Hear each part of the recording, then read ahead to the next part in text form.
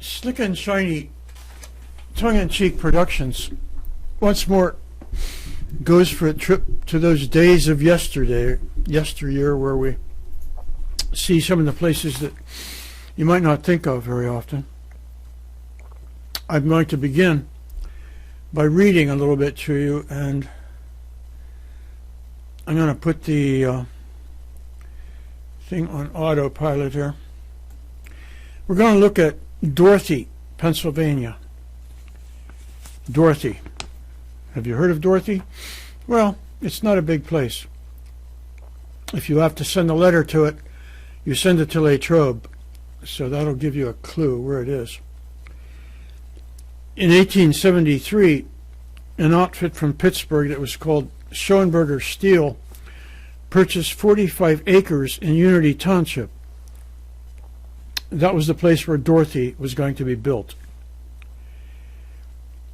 Being in the steel business, Schoenberger needed coke to fire their blast furnaces. Coke was made from coal, the kind of coal that underlaid the area around Dorothy. In 1873, when Schoenberger bought the land, there wasn't a railroad running there yet to haul the coke into Pittsburgh. They had to wait for a while until a railroad was gotten up and running. It wasn't until the late 1880s that the Unity branch of the Pennsylvania Railroad started running. That enabled the coal and coke works that Schoenberger built at what became Dorothy to start producing. The people who populated the rental houses that the mine had built at Dorothy were nearly all immigrants from Europe. They were mostly Slovaks and Poles. Some of these people had come from the same villages in Europe, and some of the early people were related. One of the people from Dorothy Patch was Mike Horwat. He was born in 1901. 14 years later, in 1915, he started working at the mine. Need I tell you, he was just 14 years old. He married Mary, who also grew up in the patch. Their stories help us get a picture of life in a coal patch. When they were married in 1932, they still didn't have electricity in the house. They used kerosene lamps.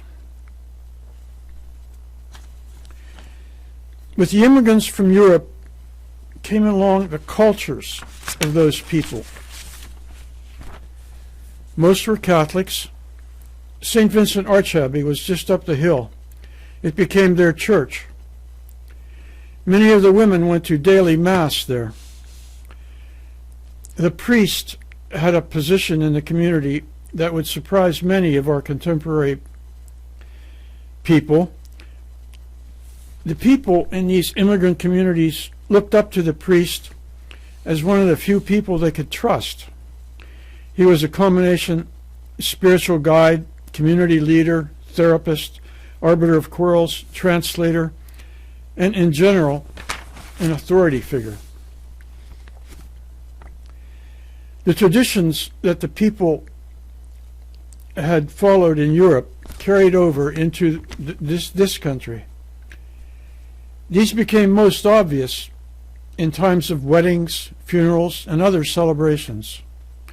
The songs they brought with them and music played on instruments were very noticeable at these times. In the early days, groups could be seen walking down the street singing and playing their instruments. Sometimes weddings would go on for days. One of the less obvious ways that the customs brought over from Europe came into play was in the daily life of the people in the patch.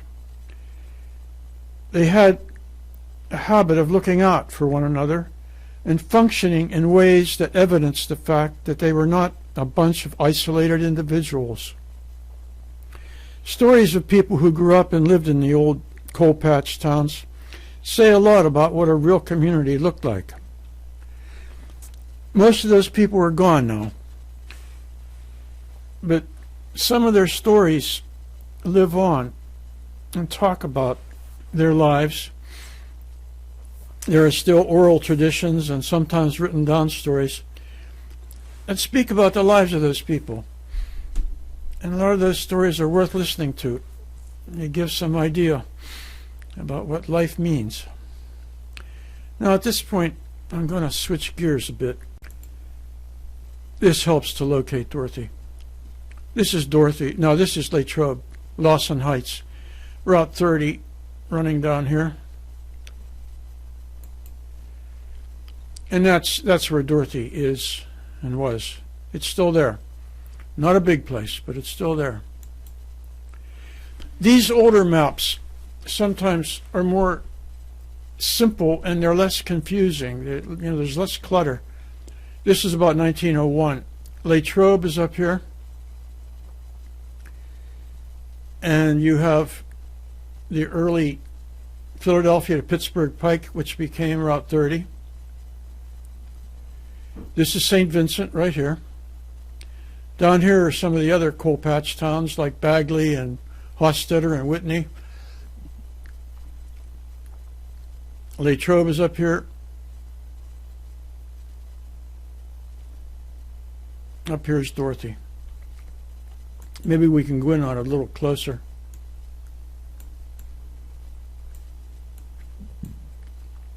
This was the patch, the houses where people lived. Over here was the place where the coke was made, coke ovens, and the mine, which took off from the main line of the Pennsylvania Railroad up at Latrobe. This takes you back quite a bit. This is the 1860s, 1867. Latrobe is there, but not very big yet. You don't see it because it's over the other side of the river. This is Unity Township. This is the main line of the railroad coming through.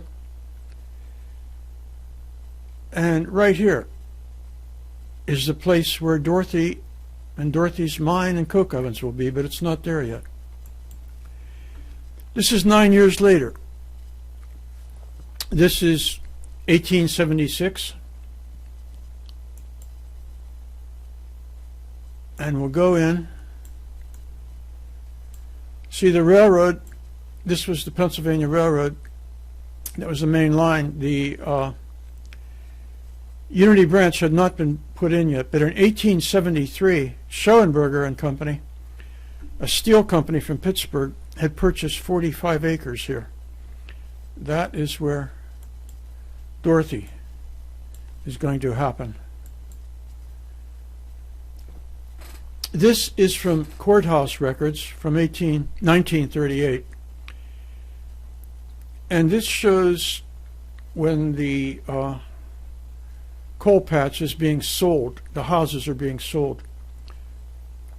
Even though Schoenberger began the mine, in 1903 it was sold to Henry Clay Frick, Coal and Coke. And Frick ran it until 1926. And by 1938, that company was getting around to selling off the surface property. This is called a separation. Frick had owned above and below ground. He had mineral rights, the coal and everything. And by 1938, they were getting out of the business, and they this is from a deed from the courthouse, and it shows what they were selling to a guy named Mark Sugarman, surface property. That guy could then sell the houses or rent them if they wanted to. I put color on these. Color helps. The red is the railroad that enabled the place to function as a mine. The brown streets, the green houses. Now this is something I put together to help you understand how the patch related to the coke ovens and the mine. This was the mine over here, the coke ovens. I put color on this one too to try to define things a bit better. You see how the railroad went in to service the place. This was St. Vincent's property over here. 1939. The railroad, the main line, Latrobe up here, St. Vincent over here, and that's Dorothy. We go in a little bit closer. That's Dorothy. That's the railroad way up here. Going through, and this is the old alignment of the railroad before it had been realigned about 1910. These aerial photos are from 1939. Here's a little place over here called Rosary Row. A lot of people there worked at St. Vincent, but some of them may have also worked at the mine, because the mine was right over here. This was the mine, this was the coke ovens, and this was the patch. We come in a little bit closer just to give you a look from the air. These are the houses. These are the coke ovens and the mine.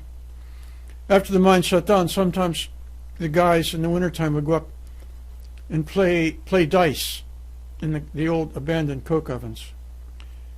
And in some places, maybe even here, people who were out of a home during Depression lived in the old coke ovens. This just takes us to present tense. This is Route 30. Latrobe up here, St. Vincent, Dorothy. Coming in closer, you see Dorothy. By this time, Rosary Row has been deleted, shall we say. I don't know how, but it's on St. Vincent property. Must have wiped it out. Mike, Coke Oven Mike, points out where the coke ovens used to be over here. This is coming in closer. That's Dorothy Patch. This is where the coke ovens used to be. That's where the railroad used to come down, the old Unity branch. That's looking down the main street of Dorothy. And that's looking at it today, you might say. A lot of trees have grown up, and if you're going down Route 981, you can't even see it anymore for the trees grown up. But it's a nice little place. And I've said as much as I'm going to say about Dorothy, and I'm going to push a button and say so long. We'll see you again. Bye now.